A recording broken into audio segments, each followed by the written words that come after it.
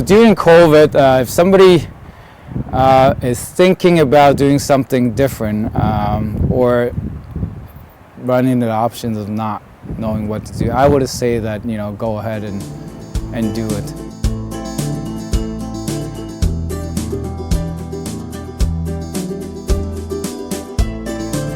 Because of what happened to us, we all have to think about what we really are doing and how do we do it better. So I like to think this is more of an opportunity. Really, that's what it doesn't take away of what's happening, because, you know, I met people that lost everything. But I also met a lot of people that lost everything and found out that there's something else they want to do, really, truly, right?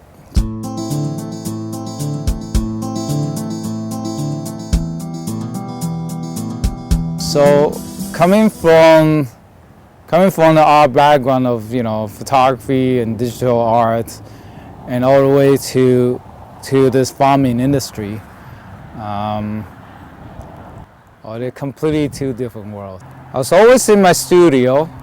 In my free time, or maybe not free time, on my research time, I was looking at farmlands, looking at the possibility of maybe being in that kind of environment. Because, you know, I have this thing about sitting off every day, 4 o'clock in the afternoon, I have this headache.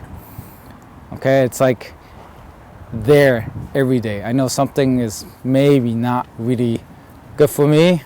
So I thought about, well, I really don't want to die in front of a computer, although I think I like my job.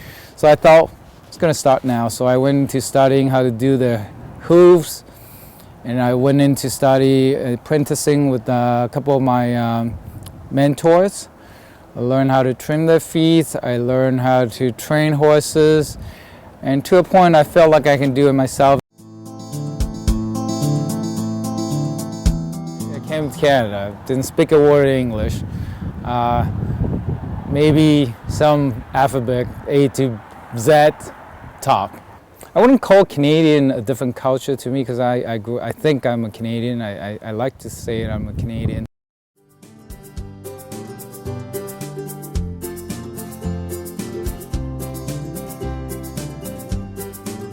So Thomas and James, okay, so this is a prime example of what happened. So they were from Prince Edward County. It was from the operation that does tourism. They had to close down because the whole year they couldn't do wagon rides. So they ran out of money. They ran out of money, they couldn't feed the horses. Finally, the truck went. They had to sell the horse.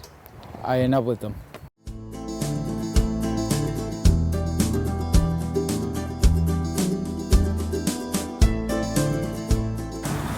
See all these horses, you can't just talk them into following you.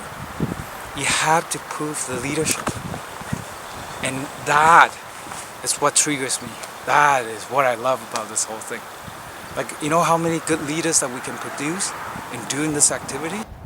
I think a lot of people ask me, how did you do it? And I think it was willing to let go of what you have already achieved. And that is the most scariest thing.